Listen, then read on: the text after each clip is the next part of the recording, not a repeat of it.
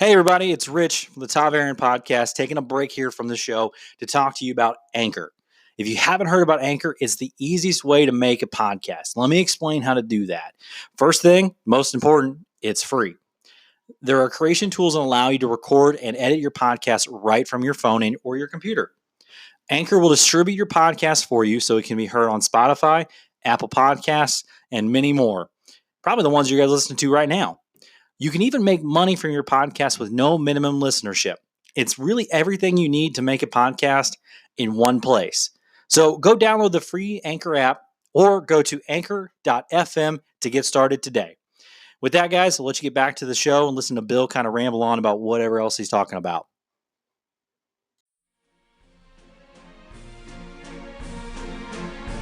Welcome, dear friends, to the Taviret, a Wheel of Time podcast hosted by three gentlemen for whom the very wheel itself bends around.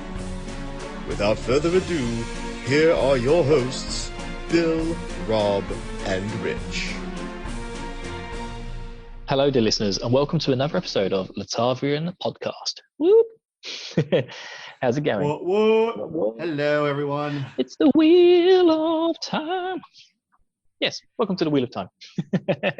Wow, you went with like an 80s kind of sitcom opening there. I thought you'd go a little more metal, like dun dun dun dun dun dun Wheel of Time, dun dun dun dun dun. Well, actually, what I'm singing is a Wheel of Time song by a German metal band. Okay. It's one of those things. It's really good. I can't remember what the name. They're called Blind Guardian. And they've got two, not one, but two Wheel of Time songs, and one of them's like 9 minutes long. And it's like, it's so good. It's like the Wheel of Time. It keeps on spinning, is it one of Tom's originals? never ending. Light it blinds me. Yeah. Well, it's funny we talk about Wheel of Time songs because there's a lot of singing and merriment in this chapter, sort of. Yes, there is a lot of singing and merriment towards the end. There's also a lot of playing around with farm girls. I wish Rich was here because that's his expertise. I cannot confirm or deny that. I know he lives in the sticks somewhere. Love you, Rich. Love you, buddy. I wish he was here, but then also I don't, because then he can't defend himself. He probably would throw a 20-pound dumbbell at your head. Yeah, probably. He'll probably pick me up and throw me out the window. He's a strong boy, Rich. So today we have Chapter 31, Play for Your Supper. Do we have anything in the Wheel of Time news? What are your thoughts on the new Tam Althor? Well, I think on a previous episode with me and Rich, we'd pretty much guessed that guy was going to be Tam Althor anyway. Oh, yeah. Because we didn't know at that time. We didn't know if it was Tam or Tom or. Well, yeah, I know. Nablus was very much like, I think it's going to be Tom, because everyone's just like, can we please have the casting for Tom? Don't have written him out of the first book. Because I kind of get he can be a bit of a character later on if we need to, but he might not necessarily need to be there. But it's just Tom is such a fan favorite of the books. It's just like we want him in there from the beginning, man. We want Tom. Well, one other theory that I've heard is that there will be Tom. There will be maybe a Gleeman who just shows up for one episode, but doesn't go with them on their track. I hope it's the actor who has that really big white moustache. I can never remember his name. Kind of Texan looking. No, yeah, and I'm blanking on the name. Yeah, he was in the Dark Materials film that they did with Beef. It's what for dinner. One of the. Yeah, I can never remember his name. He's one of those actors. He shows up. He was also in Roadhouse. Okay, hold on. Now you got me. Come on, this is good podcasting. I love this stuff. Yes. Because I know from Roadhouse, I'm literally typing Roadhouse cast. Roadhouse. The definitive Patrick Swayze movie. Yes, only Patrick Swayze. If you want to see Patrick Swayze kick everyone in the head. And rip people's throats out. Roadhouse. Sam Elliott. Sam Elliott, yeah. He's far too old considering some of the stuff that Tom goes through, but he's definitely too old. There was also but that's what that's the picture I get in my head when I imagine Tom. I just imagine Sam Elliott. I think it's because there's so much emphasis on him always blowing out his moustaches. It's like, I think Sam Elliott's the only man who's got the moustache to match Tom's description. Although I would pay good money to see Sam Elliott jump around and dance and juggle colored balls and sing, and that would be worth the price of admission alone. Yeah, we'll make him play for his supper. Yeah? Or fight off all the Kevins. Oh no, not Kevin. And before we get to, go ahead. I was going to say, are we on the Wheel of Time news segment already?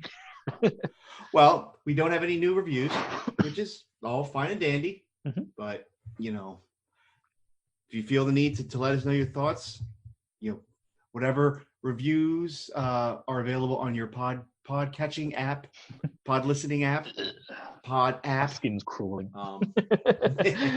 Yes. Feel free to leave your thoughts, and we will take them any way you want. Positive, negative, left, right, sideways, up, down, diagonal. Doesn't matter. We take all forms. Yeah, we'll take all forms of criticism, and we'll choose our right to ignore them. So, can I ask you a question from last week's episode? Of course. As long as it's not about brought Egwene, because I'm now an anti-Egweneist. Well, this kind of does have to do with Egwene. I'm only joking. I was expecting the question. Go on. Well, this brought up in Discord, but I want to get your thoughts. So, when they were running from the White Cloaks, Egwene literally randomly out of left field asks Perrin if he will dance with her if they're home by next Sunday. Now, what are your thoughts? I mean, not mentioning the dancing part, but if we're home by Sunday. What are your thoughts on that line? Now, if I have to deep pull from my memory here. If I remember correctly, Sunday is like, they don't have days of the week in the Wheel of Time as we do. I think Sunday is a specific festival in spring. So I think you guys have got your heads up your wrong bumholes. In the politest possible sense. Now, I could be completely wrong. Stay classy. I could have my head in the wrong arse cheeks, but I'm pretty sure Sunday is like a springtime festival, or maybe it's like a Harvest Day. No, not Harvest Day. I'm sure it's like or it's like the end of winter festival thing that they do.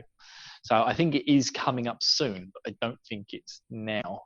But yeah, I'm pretty sure they don't have like a Monday to Sunday thing going on in the Wheel of Time. But for some reason, Robert Jordan's made it nice and confusing if everyone named the festival Sunday. That would be I could be wrong. Otherwise, I think she's just, I think it's just like out of fear. Let's not forget she's like, 15, 16 at this point in the books? Yeah. So it's just like, and they are, let me get right. They're probably about 6 days into this journey so far. Maybe a bit more. Like what? It was a day. It was less than. It was a night. 6 days. Well, it was like they rode for one night to get out of. They rode for a whole night in order to get out of the two rivers.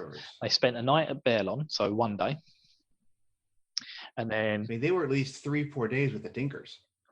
Yeah. So if we say maybe maybe 2 days on. No, I think it was like 3 days on the Camelian Road before they went to Shadow Logarth. Another day at Shadow Logarth, and then a day escaping and then meeting back up with each other. I think it was 3 days until they met Eyeless, so that's 10 days.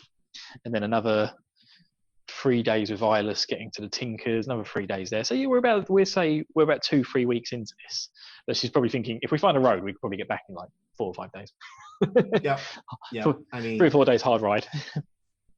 It's funny, in a book series called The Wheel of Time, the actual passage of time, it has to be speculated like this. I think that's well, it kind of feels like it's constant, doesn't it? The Wheel of Time. It feels like everything's happening at once. Like, there's never a moment's rest. But then you just occasionally at the beginning of chapters go, yeah, Perrin and Eyeless have been walking for 3 days, and they heard some pots. There's some dogs come out of the bush. Like, oh, okay, we skipped 3 days here. But yeah, like the time skips to just like very short paragraphs. It's like Robert Jordan doesn't want to describe what's happened in the last 3 days because Perrin's just been like scratching his bum all while Eyeless and the wolves have been catching rabbits for them. So yeah, I think, correct me if I'm wrong, the entire... I've used the word bumhole far too much in this episode. So. Welcome to the Bunghole podcast. Bunghole. I want TV from my bunghole. There we go. Let's get some Beavis and Butthead in here. Oh, get some Beavis and Butt. Kick me in the Jimmy. Okay, anyway. But poor Jimmy. I think that All right, Anyway, back on point. Okay, I think, and correct me if I'm wrong, the entire series lasts 2 years, if I'm not mistaken. Have you heard that similar theory? Is it 2 or 3 winters they go through? I can't remember because we start off in. So Well, that's another Jordan thing, is that the seasons don't kind of jive. They have to fix the seasons. Yeah. You know, it gets too cold, then it gets too hot, then they got to get a bowl and make spaghetti in it, or I don't know. Hey. Let's not talk about the spaghetti bowl yet. The spaghetti bowl of time. I just said they. You know, I could have gotten different I could have gotten a different route with bowl, but I kept it clean. I know. For anyone who's read the series, they know what the spaghetti bowl is all about. Yeah, it's just a spaghetti bowl. It's a big deal. You know? It's the biggest thing in the Wheel of Time, the spaghetti bowl. It makes the perfect pasta. So it gets a little angel hair, a little gabagool, a little marinara. The tar angry Al from the Ages of Legends that makes perfect pasta every time. Egg pasta as well, the proper Italian stuff. I think I saw that as seen on, it's one of those as seen on TV items. Yeah, right? I've already emailed Rafe about how important I feel like that scene is. If he skips it, I'm going to kill him. They're pulling it up and the water's sifting out of it. You know, steam from the pasta. You know. Yeah, man. Little Parmigiano. You need to take the pasta of time to the end, to the final battle. Speaking of pasta, where are we at? We're playing for our supper, so now I'm hungry for pasta. Yes. And anyway, so Wheel of Time news.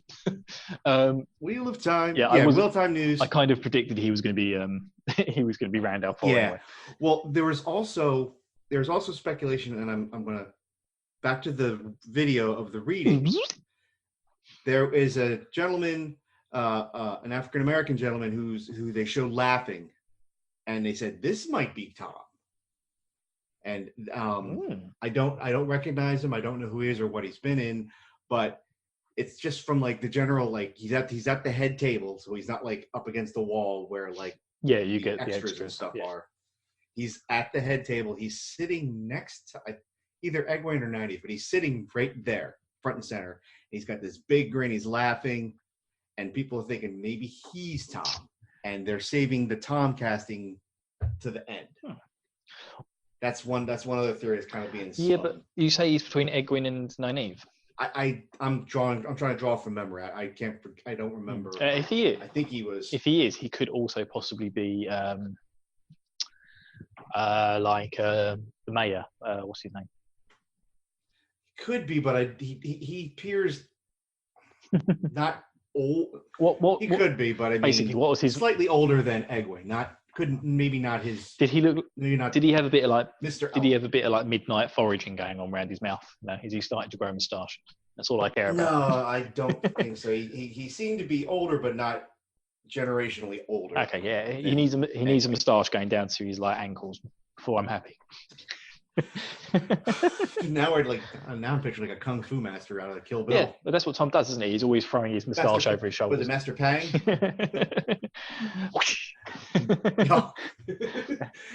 Blowing his mustache and flipping his mustache in the breeze. Okay, all right. Anyway, yeah, you're horrible. You really. It's been a while for you, man. You all these tangents. I love it. I had 1 week off. We got Magic Pasta. We got Master Pang. We got Patrick Swayze. We've covered all bases so far. Roadhouse. Yeah, man. I had 1 week off. Pain don't hurt. Get your moustache out of my face. Roadhouse. God. So after welcome to Patrick Swayze cast. After hey, Swayze cast. Swayze cast. I like it. Don't careful now. We might trigger some more podcast projects for you. Hey, I'm flying out, man, and we are reenacting the ghost thing. Oh, I'm Demi Moore, by the way. I'll be Whoopi Goldberg. Rich can be Patrick. Rich is probably the best Patrick. That's exactly what I was going to say.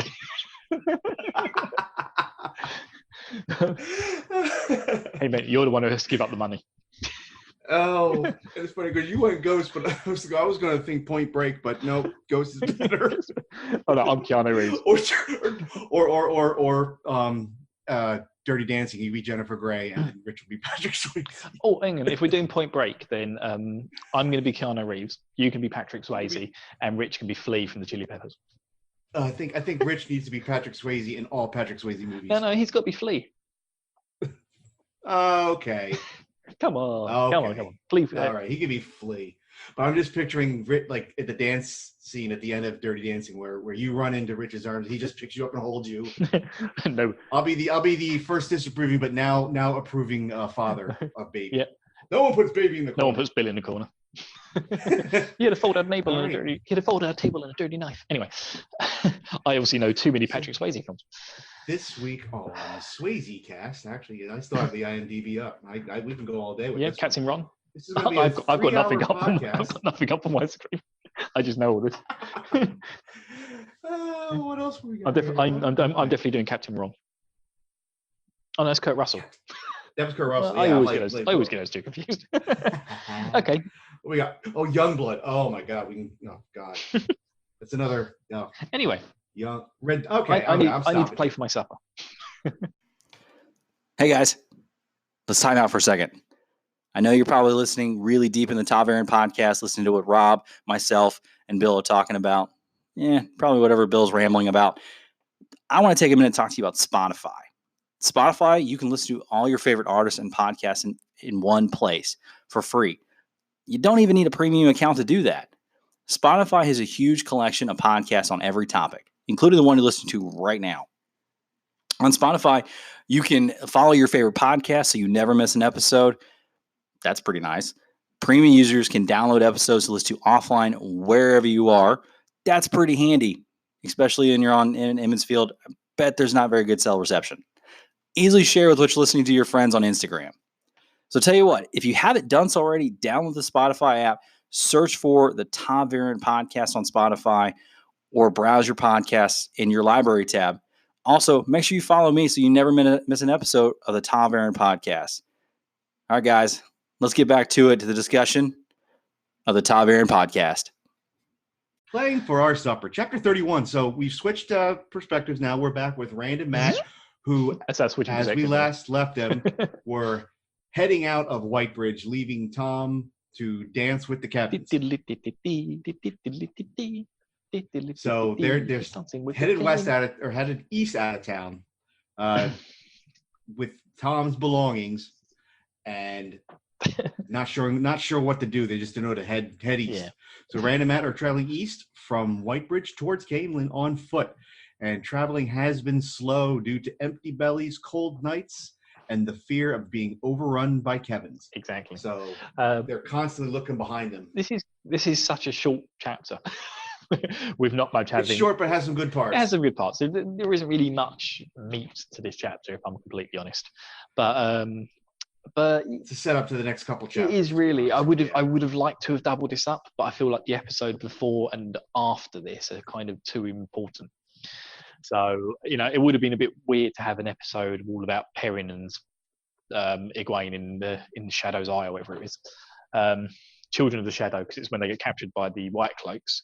That's where we left off. So that kind of was a nice ending point. And then the next one is in Four Kings, and a lot happens in Four Kings. So I feel like we're cheaping you guys out. So enjoy all those tangents we just had.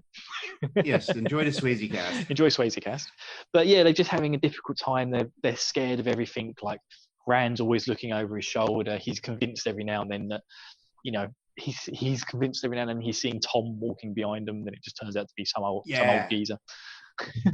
Everybody with a mustache is Tom. Kind of racist by Rand. Patrick Swayze walked past. Sam Elliott, Patrick Swayze, kind of coming down the road, doing Sam Elliott things and Swayze things, and it's just like they're just not having a lot of fun, and they keep like trying to do odd jobs for people as well. I'll let you take over. I'm kind of just rambling. Well, no, I mean the boy, and another thing is the boys are very skittish. Every time they hear hoof prints coming up behind them, or multiple voices coming up behind them, they dart off the road into the bushes, into the bush. Whenever any horse comes down the road, they can't be too cautious, right? Because as far as they know, they just got chased out of town by Kevin. So in their minds, anything is possible. Exactly. So, they've been trying to get help. Maybe a farmer can, have him sit in the back of the wagon for a few miles, or this, that, the other thing, but they're extremely skittish. Because we actually start off, don't we, with there's like some dust on the horizon, and they know because it hasn't been raining. Like it's like one of the few times they get an early warning that there's some horses coming because it's kicking up a bit of dust. And don't we have the thing here as well where the Rand talks about the random act of kindness? He like vaguely remembers when one of the farmers, like the last time that it happened. He said it was they'd had very few acts of kindness since leaving Whitebridge, and this guy gave Matt and Rand his son's scarf. Right? Yeah, his son's old scarves, and he was just like, "This is amazing." I know. And then the other thing is Rand is noticing Matt more quickly going for his dagger, as in like. Part of them being skittish is Matt now being on the supreme defensive with regards to protecting his dagger. So, if everything comes to blows, Matt, when they first left town, Matt was the bowsman. He had the bow with him. Mm-hmm. He still has the bow, but now the dagger is kind of his go-to if anything were to go down. Rand mentions, it's like he's forgotten he's got a bow. Yeah, exactly. He's an Emmons fielder, that's his game, the bowsman. And he's like, sometimes he doesn't know whether Matt's reaching for the dagger to attack someone or if he's reaching for the dagger to protect the dagger. Exactly. Rand's already recognizing the signs in Matt that things are going a little bit strange. Things aren't all right. Yeah.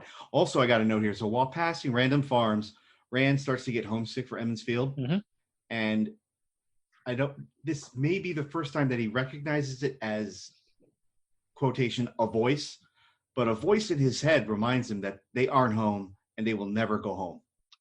And this isn't the first time that he has inner monologue, but I think this might be the first time that he refers to it as a voice in his head says XYZ. And definitely from what the voice is saying, this is something that I've mentioned on one of the spoiler casts before. Yep. So we don't want to go into it too much, but definitely that is one of those instances. Yeah, I just wanted to notate that this is, I think, the first time that Rand kind of referred to it as a separate entity. Yeah, so, just like the way he's thinking of it doesn't quite feel like it's his own fault. Sort of thing. I'm homesick, but I wasn't really thinking that. So a voice said it. Yeah. So as they're still making their way, in passing conversation, Rand says, they probably could sell the dagger. What? Rand, don't go down there, mate. Well, that's not the route you want to be heading down. I think it was the hunger and the tiredness and the fatigue, and he just was like, might as well sell the dagger, and like Matt just stops. It's like, what? And Rand turns around, he's like, what's wrong? Then they start to get into a kind of a heated argument. Yes, Matt. Matt fires back. Rand should sell the sword instead. Yeah, Rand's like, Jesus, Rand dude. didn't like that. My dad gave me this sword. I wouldn't ask you to sell anything your dad gave me. And he's like, we could, get a ride all the way there. Eat like kings, sleep like babies. They're both acting like complete idiots. To be honest with you, I think this is I know, because I don't want to spoil things that happen later on, but I think this is more to do with there's gradual things going on in the background, but also at the same time, I think this is just two hungry boys, tired, worn out, sleeping well, being pissy with each other. So Matt's comment about selling the sword is out, it's kind of out of order because it is Rand's dad. And also it's one of the few things that they've got to protect themselves with. And you could argue the same thing about the dagger, but then Matt rightly points out to Rand, like, who am I going to sell this ruby to? A farmer? He's going to pay us in chickens. This is the passage that I used for readings with Rob, is this exchange. But yeah, that line about chickens is kind of funny too. There's a line in Game of Thrones in which they actually barter, like one of the big burly fighter dudes, the Hound, as he's known with, was bartering. I'll protect your house. I'll do this. I'll help you out for a few chickens more. And that's actually the name of the Game of Thrones podcast I listened to. But it reminded me of that when Matt's like, "Well, what are you gonna do? You gotta get chickens. What are you gonna do with chickens?" I always wondered why they called the podcast "A Few Chickens More." Yeah, it's well, Sandor Clegane, which is Caleb Schweiss's favorite character in the whole Game of Thrones universe. That was from that one scene when you get this big beefy guy and he's bartering with the farm. I'll help protect your farm for a few chickens more. It was just kind of funny to hear him bartering like that in chickens. They obviously stole that from this. Exactly. Hey, more credence. Hashtag Wheel of Time came first. Let's not go down that route. Everyone can love everything. Exactly. It's not as if the Wheel of Time doesn't steal a billion things from Lord of the Rings anyway. So. No, I mean every year. Everything, and it's not as if Tolkien didn't steal his ideas from lots of mythology. So it's just one of those things. There's no such thing as an original idea. Why can't we all just get along? We all do. Love everything for what it's worth. So, one thing that the boys started doing was when they would come up to a farm, they'd start to, knock on the door. Hey, two able bodies here. We can help out if give us a hot meal, potentially maybe, a warm place to sleep. So sometimes it goes okay. Sometimes it doesn't go okay. They're working all day in the yard, baling hay or doing whatever, farmer duties are needed. And, that may get a hot meal, maybe an occasion, get to sleep in the barn under a roof. Mm-hmm. That's fine. But Rand doesn't really like it, does he? Because he's wasting daylight hours doing the work. He says that we stop here and it gives times for more evilness to catch up to us. And as these kind of days of working on farms go along, the random acts of kindness kind of skitter to a halt, and they're farmers are like, oh, I'm sorry, I don't have anywhere for you. Just here's a loaf of bread. You guys need to go. Yeah, and then set the dogs on them. or don't even begin to just stick the dogs on them. I like the one where he was like, sometimes we'll be halfway through a job and they've just set the dogs on us. It's like, oh God. But then there would be other times where I think they would catch on to Matt's kind of skittishness, or Matt, Well, that's it really. Most of them get creeped out by Matt. Yeah, Matt starts to mouth off or act a little weird, and he's so mistrusting of everyone. He's just giving them like the stink eye all the time. So everyone's like, the stink eye. That's actually a good way to put it. You kids can bugger off. And you guys got to go. And there's a point as well where Matt takes to stealing eggs and stuff, doesn't he, from farms. And Rand eventually puts a stop to it because it's just not worth being chased by dogs halfway across the country. Yeah. Rather go hungry than have the dog chase for like a mile down. They chase them for a couple of miles down the road. They climb up a tree to escape, and then the dogs just sit at the bottom of the tree for 3 hours. And it's like wasted time, wasted energy. And you've only got a couple of eggs, and we're still hungry. Yeah, and you're still hungry. So that all changes until the boys reach, and I love the name. The Grinwell Farm. The Grinwell Farm. Everybody grins well there. So they come to the Grinwell Farm, and they are invited with open arms. Mm-hmm. The farmer and his wife are like, they're very open, very trusting. You boys can come on in. We have chores for you. We'll feed you well, give you a roof. And everybody greets them with open arms. We've got lots of children, and you can even sleep with the eldest one. Well, we'll get to that. But like I said, my note here says they welcome them with open arms, including the eldest daughter, Elsie. Now, how well do you remember Elsie? Well, I mean, I just read the chapter. I mean, once again, we know these boys like to think they're men of the world, but they really have no powers against a forward-thinking woman. Yep. I guess that's one way to put it.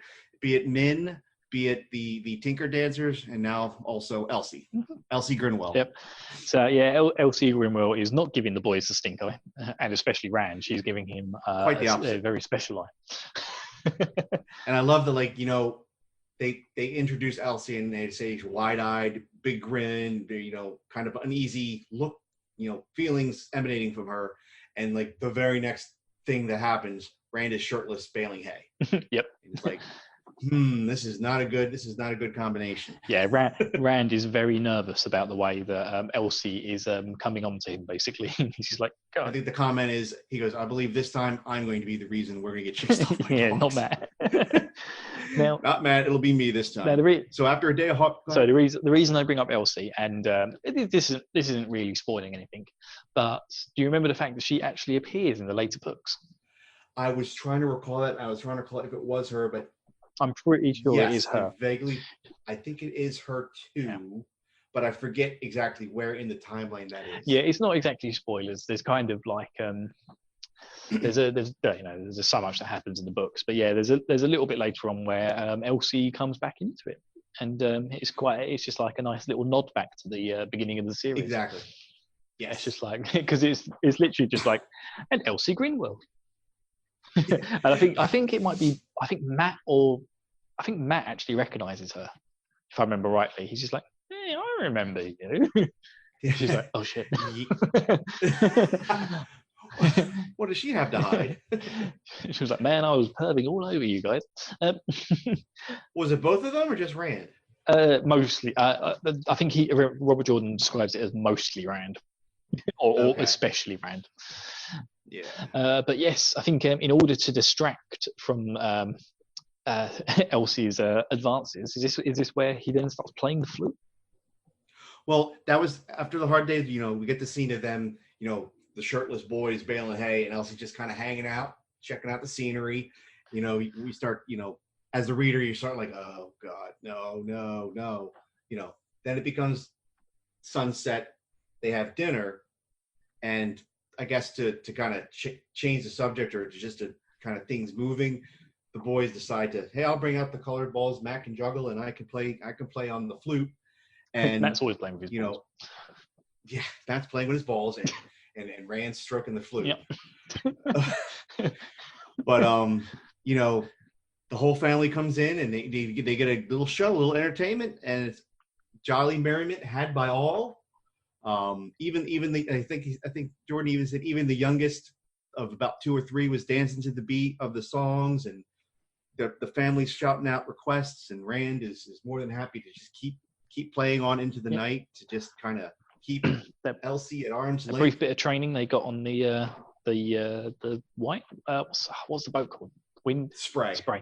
That brief couple of days training they got from Tom on Spray turns out to have been very much worth it. So they've managed to entertain the family, and then the dad's like, "Hey, I'll upgrade your rooms. You can share with my daughter." Well, I think it was the mom. Yeah. Because as the night was going on and they were playing, the mom caught on to Elsie and is like, "Oh no, you don't." Yeah. And the mom is the one who's like, "You boys can have Elsie's room," and Elsie was like, "Oh, Elsie can sleep with us." Oh. And I love it because Rand, the way Jordan worded it, Rand thanked her, and there was an unspoken thank you underneath that thank you of saying thank you for on the other, keeping Elsie away. But on the other hand, no one crossed their arms under their breasts. No. But there is a moment of Rand saying, "God, I wish Perrin was here." Yes, I did notate that. Perrin would know what to do. Yeah, Perrin would know what to do. So it's another instance of the boys thinking the other boys are always good with women. Perrin would say, "Look away and don't make eye contact, no matter how much." Yeah, I think at this point in Perrin's timeline, he's probably sitting at the Tinker. He's probably sitting at the Tinker campfires, watching the dances going on, getting red in the face, thinking, "God, I think Rand would know." I know what Rand would know what to do. See, I reckon that's how these two timelines line up. Every time I look away, there's 3 more. But yes, and then so the morning comes. Rand has got away with it. He hasn't had to sleep with Elsie. Silly boy. Nope, Elsie was kept at bay by the parents.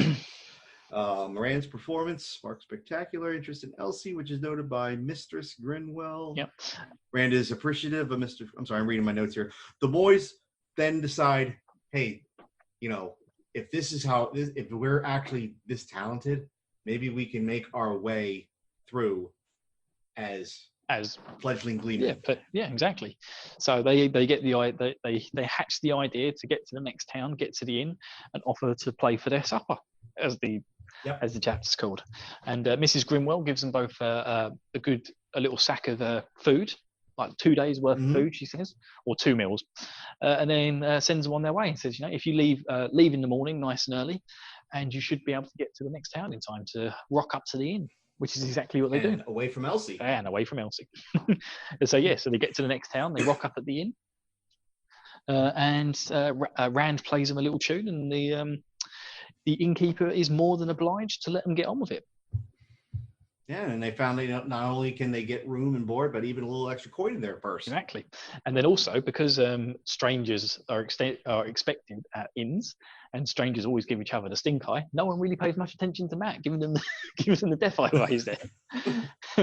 Everything seems to be going up and up for these boys. Everything they found a way to make their way. They're going to have well, they've gone from sleeping rough under bushes to sort of just slowly getting better and better, and actually having room and board and food and a bit of money. Then the last line or last paragraph says, until they reach 4 kings. But then they came to 4 kings. Oh yeah, which is our next chapter. Which is the next Again, chapter. like I said, not much to this chapter. It's more just like I said, it's a setup. It's a set for the next couple. Yeah, but the next chapter is a big one. What happens in 4 Kings is monumentous to the rest of the book. As I mentioned to Rich, I think these chapters, 30, 31, 32, 33, is kind of the sweet spot of this book, because it's one to the other, to the other, to the other. And, I'll go into some of the emotions I have reading the next couple chapters, but this is the part of the first book. And I remember when I first read it, it was like, oh my God, I gotta keep going, gotta keep going. Yeah, man. I pretty much had that up until the 5th book. Well, I know. And then it's like, I've invested too much time on it now. Specific chapters is like, gotta read. What next? Gotta read the next one. Gotta read the next one. It's like, oh, I shifted perspective. Yeah. Gotta read the next one. Gotta read the next one. Yeah, no. What are they doing now? Oh. Yeah. And we're also well over halfway into book 1 now. Oh, we are well over it. I think it was 54 chapters? 53 and maybe an epilogue. Something along those lines. And we're at chapter 31 now? So yeah, 31. 31 mile mark. Cool. Okay then. So yeah, let's go into our next section, the old readings with Bill. That threw you off. No, readings with Rob. And now. And now, the Taviren present to you Readings with Rob. Chapter 31. Play for your supper. One afternoon, Rand mentioned the dagger with the ruby in its hilt, while they were trudging down the road with bellies too empty to rumble, and the sun too low and weak, and nothing in view for the coming night but more bushes. Dark clouds built up overhead for rain during the night. He hoped they were lucky, maybe no more than an icy drizzle. He went on a few steps before he realized Matt had stopped. He stopped too, wriggling his toes in his boots. At least his feet were warm. He eased the straps across his shoulders. His blanket roll and Tom's bundled cloak were not heavy, but even a few pounds weighed heavy after miles on an empty stomach. "What's the matter, Matt?" he asked. "Why are you so anxious to sell it?" Matt demanded angrily. "I found it, after all. You ever think I might want to keep it? For a while, anyway? If you want to sell something, sell that bloody sword." Rand rubbed his hand along the heron-marked hilt. "My father gave me this sword. It was his. I wouldn't ask you to sell something that your father gave you. Blood and ashes, Matt. Do you like going hungry? Anyway, even if I could find someone to buy it, how much would a sword bring? What would a farmer want with a sword? That ruby would fetch enough to take us all the way to Camelin in a carriage. Maybe all the way to Tarvalon. And we'd eat every meal in an inn and sleep every night in a bed. Maybe you like the idea of walking halfway across the world sleeping on the ground." He glared at Matt, and his friend glared back. They stood like that in the middle of the road until Matt suddenly gave an uncomfortable shrug and dropped his eyes to the road. "Who would I sell it to, Rand? A farmer would have to pay in chickens. We couldn't buy a carriage with chickens. And if I ever showed it in any village we've been through, they'd probably think we stole it. The light knows what would happen then." After a minute, Rand nodded reluctantly. You're right. I know. I'm sorry. I didn't mean to snap at you. It's only that I'm hungry and my feet hurt." "Mine too." They started down the road again, walking even more warily than before. The wind gusted up, blowing dust in their faces. "Mine too." Matt coughed. That was Readings with Rob. If there's a passage in an upcoming chapter you wish to have read on the podcast, simply tweet us at TavirenPod with your request. Cool. There you go. There's Matt playing with his dagger some more. I wanted you to get your opinion too, because I told Rich this last episode. I picked this passage that included Geofran Bornhold. Yep. And I think I may have accidentally created Jamaican Geofran. What do you mean accidentally? That was more Jamaican than Jamaican lamb. It was. I swear. Jamaican I lamb's don't only know. Jamaican at 1.25 speed. Well, I tried. I wanted to take the passage with Geofran, but I wasn't expecting to do a voice for him, like going up to that chapter. So I'm thinking, well, who am I going to? Because Dane will get more lines potentially. No spoilers, but Dane might get some more lines going forward. I can't have the dad be one nationality and the son be a different one. So I'm trying to think ahead, because I was going to give White Cloaks a French accent, but I gave the French accent to Bayar. So I was like, all right, let me try this. I tried Old Russian. You should have possibly gone for Spanish, because I'm so hear me out here. Go for it. Well, actually, probably Old English would have been better. I'm just trying to think, because I'm trying to think whether the White Cloaks. I don't want to give away other characters that I was thinking. Well, because the White Cloaks in too. description are kind of like the Knights Templar, but in their attitude and the way they're run, they're a lot more like the Spanish Inquisition. So I think you think you could have sort of gone either way there, but no, now they're Jamaican. Well, just Geofran. Like I said, I didn't want to make all of the children one way, because then when we have discussions between multiple children, they have to be different, right? Well, the children do also recruit from all over Randland. So. Yep. So yeah, that's fair enough. Exactly. Alrighty, mate. So nice short episode this week. Yes. But yeah, next week's a chunker. Week, 4 Kings are in Shadow. 4 Kings in Shadow. So yeah, guys, you need to read that one. It's a more chunky one than certainly this chapter.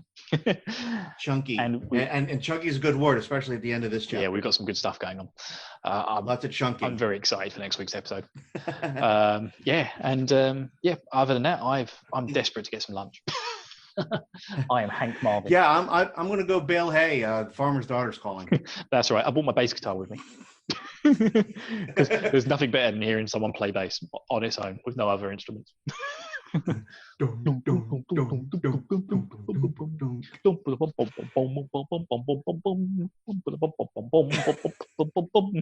know any other songs? No. Bass solo. Hey, if I could bass solo like the guy from Metallica, I'd be very happy. Hey. Anyway, that's me. Kirk Hammett, right? Yeah, no. Not Kirk Hammett. He's the guitarist. Robert DeHedral. Oh, he plays a guitar. Robert DeHedral. he's the one who sort of like gets really far down. Anyway, enough of that stuff. All right. Hey, I'm gonna play. You guys can reach out to us anyway. Bill, your Twitter handle is what? Matunica? Yeah, at Matunica, METUNAICA. Nice and confusing. Rich is Hailblue 169. No, there's an extra digit in there. 1695? I have it written. links. Once again, we're gonna have some random person getting all these now tweets. Links in the description below, people. Yes, links in the description. Come join us on Discord. Hailblue 156. Yes. Come join us on Discord. And everywhere else. Give us rank reviews on iTunes, please. Please. That really helps the show. And and maybe on Reddit as well. Let's get some stuff from Reddit. Let's get the Reddit love. Let's do Facebook, Instagram. I'm joking. I'm too hungry, man. I'm too hungry, and this farm girl. I think Mr. Springwell may have something for you. Yeah. Maybe a loaf of bread or something. Nope. Fresh daughter. All right. All the way at the end, and then we get the explicit rating. Thank you. I will see you all next week. after Take care, after guys. I show Elsie how the world works. Bye. Bye. Now that our heroic trio have left the familiar confines of the two rivers, they find themselves being chased by all sorts of denizens of the Dark One. Our party has been scattered, and the boys separated from Mograine and Lan. Let us hope that luck, or some other force, can keep them safe. Bill? Bill? Billiam! Put that dagger down! You have no idea where in creation that's been. No, Rich. I don't have an extra cloak with me. Maybe if you didn't ride your horse straight into the Arenelle, you wouldn't have this problem,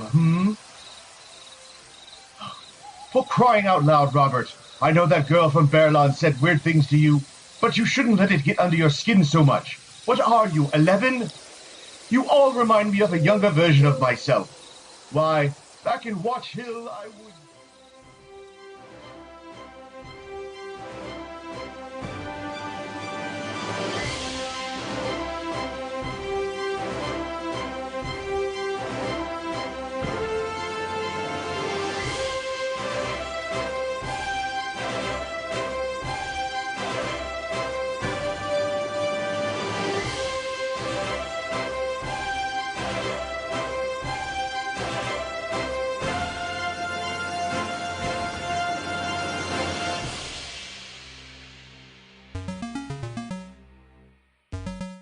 Hello, friends! This is Troidal Power, host of the Troidal Power Presents the Power Playthroughs podcast with Troidal Power, a podcast where I, your host, Troidal Power, play through games in a powerful way. And I'm inviting you to listen to Troidal Power Presents the Power Playthroughs podcast with Troidal Power, a podcast where I, your host, Troidal Power, play through games in a powerful way. You can find it and a lot of other weird shows at probablywork.com.